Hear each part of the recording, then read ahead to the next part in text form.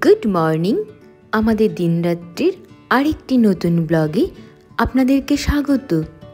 আশা করি সকলে ভালোই আছেন। ঘুম থেকে উঠে দেখি বৃষ্টি পড়ছে, ভালোই লাগছে বেশ। উত্তম বাড়িতে নেই, আর আমি বৃষ্টি ভালোই বাসি, কিন্তু পুজোর মধ্যে মনে হচ্ছে বেশ ভাসিয়ে দেবে, মানুষকেও শান্তি করে আর পুজো দেখতে দেবে না। উত্তম ফোন করেছিল, ও তো কালকে ফেরেনি, আপনারা জানেন। ও বহরমপুরেই রয়েছে। বলল ওর ফিরতে ফিরতে দুপুর হয়ে যাবে, ওই 3টে সাড়ে 3টে বাজবে। একার জন্য কি রান্না করব, আর ও বললো খেয়েই নেবে, লাঞ্চ বাইরেই করে নেবে। ভাবছি সকালবেলায় একটু পিনাট বাটার আর ব্রাউন ব্রেড খেয়ে নেব, আর তার সাথে একটু ফল নিয়ে নেব, আর দুপুরবেলা একটু 1 পট রাইস বানিয়ে নেব, তাহলেই হয়ে যাবে। ওই বিরিয়ানির মতনই আর কি, কিন্তু বিরিয়ানি যেরকম করে অনেক স্টেপ বাই স্টেপ সব বানাতে হয়, সেগুলো কিছু ফলো করব না, সব একসাথে দিয়ে করে নেব। তো রেসিপিটা আপনাদেরকে আর দেখাইনি, একটু আলু দিয়েছিলাম। আমি আলু ভালোবাসি না, কিন্তু কিছু নেই ঘরে, পনিরও নেই, কিছুই নেই, তো সেই জন্য ভাবলাম এইভাবেই করে নিই। আর সবজি দিইনি, কে অত কাটাকাটি ঝামেলা করে একার জন্য, তাই বানিয়ে নিচ্ছি। কিন্তু একটু বেশিই হয়ে গেছে, ও আসলে পরে ওকে বলে দেখবো খেলে খাবে, না হলে ফ্রিজে দিয়ে দেবো, পরের দিন খেয়ে নেবে। এই 1 পট রাইসটা না তাড়াতাড়ি হয়ে যায়। বেল বাজছে আবার, উত্তম মনে হয় চলে এলো।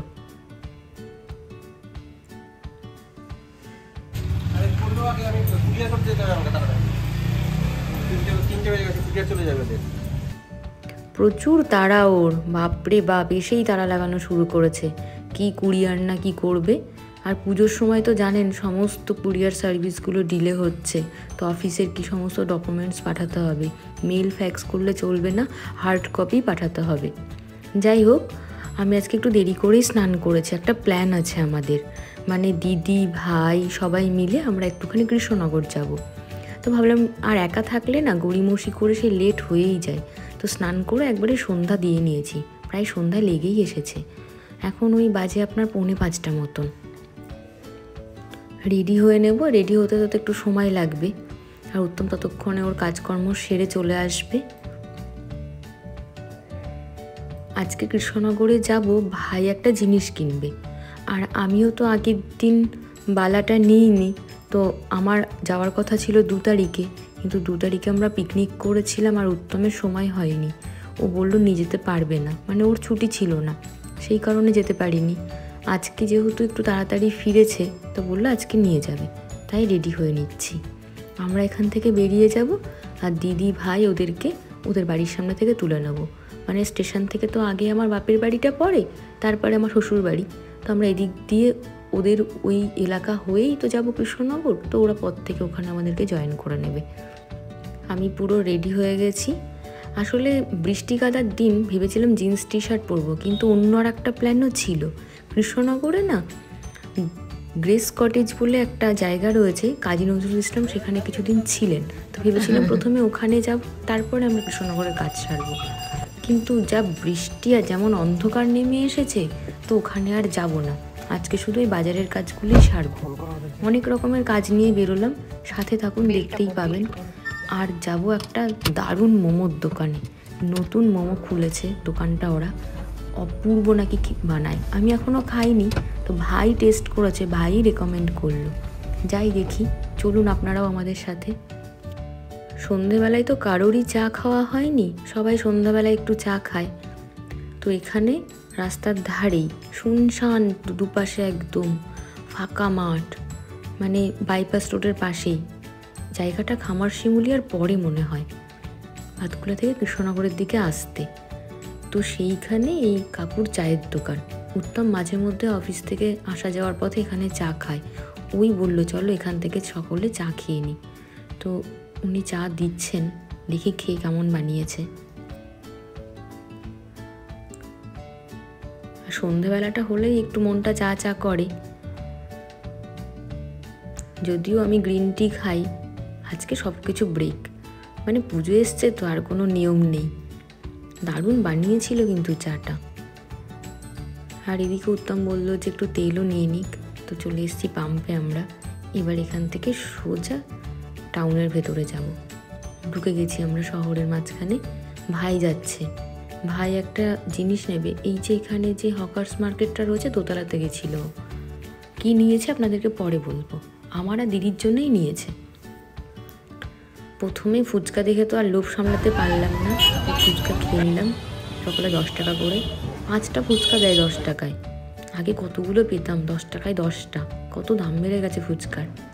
চলে এসেছি মোমোজে। এদের না 3টে কাউন্টার আছে, রানাঘাটে একটা, বারাসাতে একটা আর কৃষ্ণনগরে।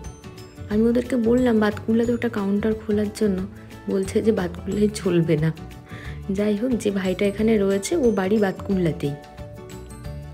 আমার তো বেশ ভালো লাগলো, খুব বেশি দাম না, 75 টাকা স্টিম মোমো, আর বাকি ওপরে বিভিন্ন রকম মোমো আছে, তন্দুরি মোমো, টিবেটিয়ান মোমো, আফগানি মোমো, তারপরে হচ্ছে পিৎজা মোমো, অনেক ধরনের মোমো আছে।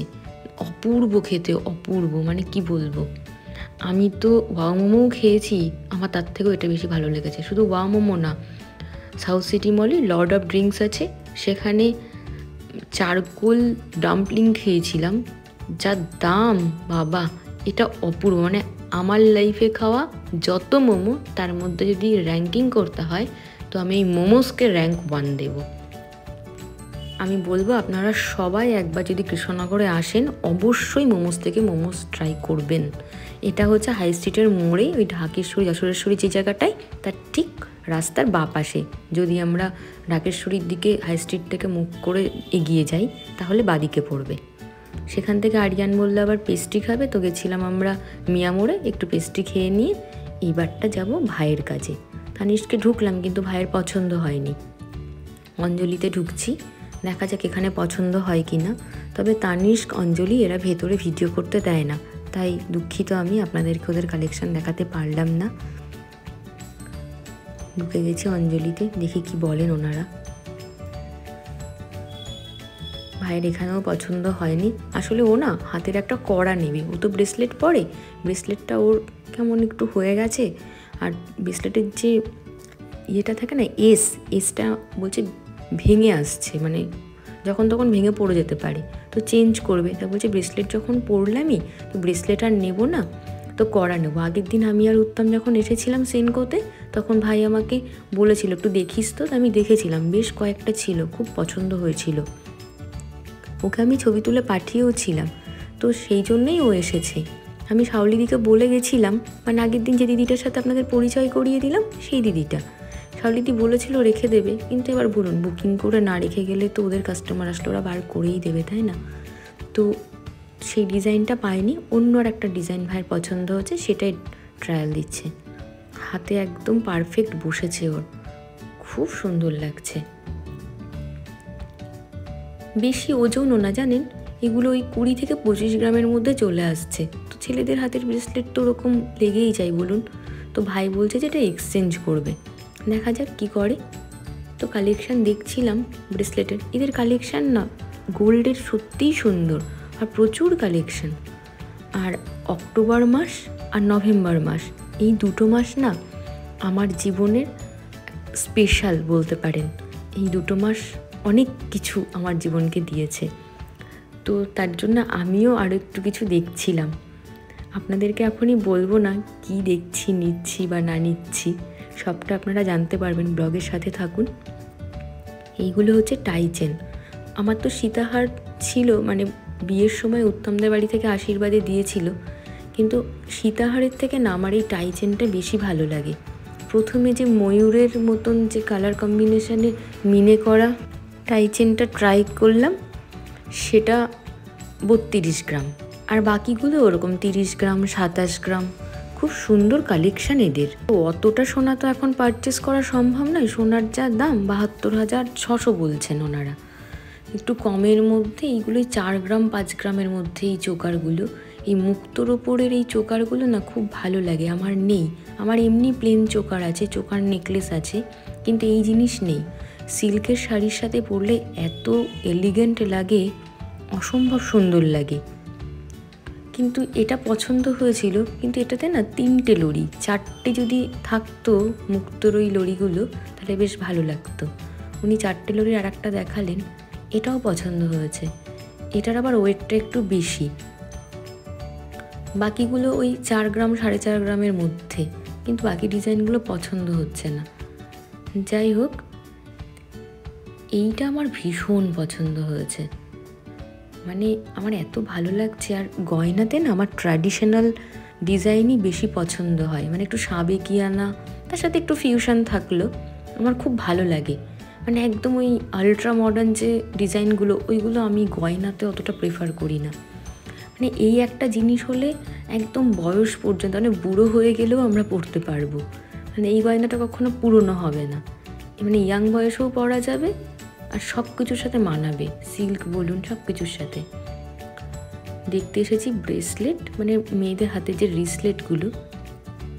অঞ্জলিতে একটা রিসলেট পছন্দ হয়েছিল, কিন্তু ওদের ওখানে মজুরিতে বা জিএসটি সেরকম কোনো ছাড় নেই। এখানে বেশ ভালো ডিল আছে। আগের দিন আপনাদেরকে বলেছিলাম হীরের গয়নায় জিএসটি এবং মেকিং চার্জ টোটালি ফ্রি, তো সেই জন্য ভাবছিলাম একটা সবসময় পরার জন্য রিসলেট নেবো। আসলে আমার ডান হাতটা খালি থাকে তো বাড়িতে যখন থাকি, তো অনেকেই সেটা নিয়ে, বিশেষ করে আমার মা সেটা নিয়ে প্রচুর আপত্তি জানায়। তো আমি এই বিষয়গুলো নিয়ে অত মাথা ঘামাই না। আমাদের বিশ্বাস যে সম্পর্ক তো হৃদয়ের, বাইরের জিনিসপত্র যে আমাদেরকে বেঁধে রাখবে, না হলে আমাদের বন্ধন ভেঙে যাবে, এরকম মানে বিষয়ে আমরা বিশ্বাস রাখি না। যাই হোক, তো সিনিয়রদের কথা মাথায় তুলে নিলাম, তো তাদেরকে সম্মান জানিয়েই ভাবছি হাতে সবসময় ডান হাতে একটা কিছু পরবো আর ফাঁকা রাখবো না। তো সেই কারণে একটা রিসলেট নেওয়ার কথা ভাবছিলাম।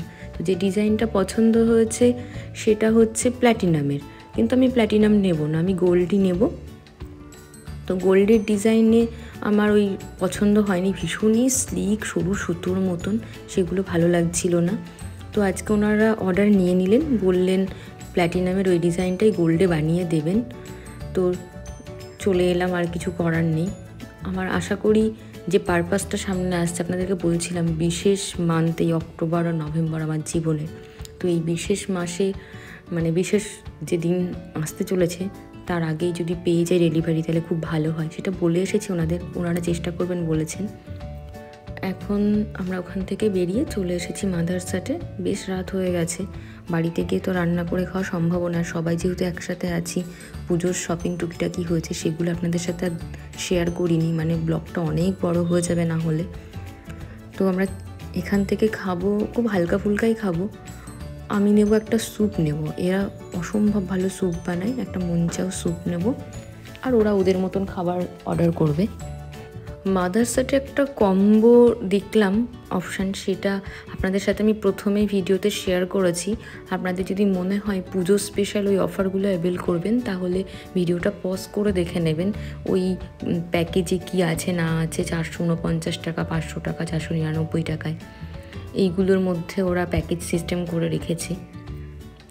তবে একটা জিনিস খুব ভালো লাগলো, ওখানে পরিষ্কার খুব সোজা ভাষায় লেখা আছে খাবার নষ্ট করলে 500 টাকা জরিমানা। এটা আমার ভীষণ ভালো লেগেছে। মানে অর্ধেক লোক তো এখনও পেট ভরে খেতে পায় না এই পৃথিবীতে, সেখানে মানুষজন কত খাবার নষ্ট করে। তো ওনারা যে এই বিষয়টা মাথায় রেখে এটাকে একদম এই জায়গাটায় মেনশন করে দিয়েছেন, তার জন্য ওনাদেরকে সাধুবাদ জানাই। এখান থেকে আর কোথাও যাব না, সোজা এবার বাড়ি। যাই হোক, আজকের ব্লগটি যদি আপনাদের ভালো লেগে থাকে তাহলে প্লিজ একটা লাইক, কমেন্ট আর শেয়ার করে দেবেন। আর যারা এখনও আমার চ্যানেলটি সাবস্ক্রাইব করেননি তারা প্লিজ প্লিজ প্লিজ আমার চ্যানেলটি সাবস্ক্রাইব করে দেবেন। আজ আসি, দেখা হচ্ছে পরের আরেকটি নতুন ব্লগে। শুভরাত্রি, সকলে ভালো থাকবেন, সুস্থ থাকবেন। আর এরপরে তো পুজোর সব ব্লগ আসতে চলেছে, আমার পাশে থাকবেন।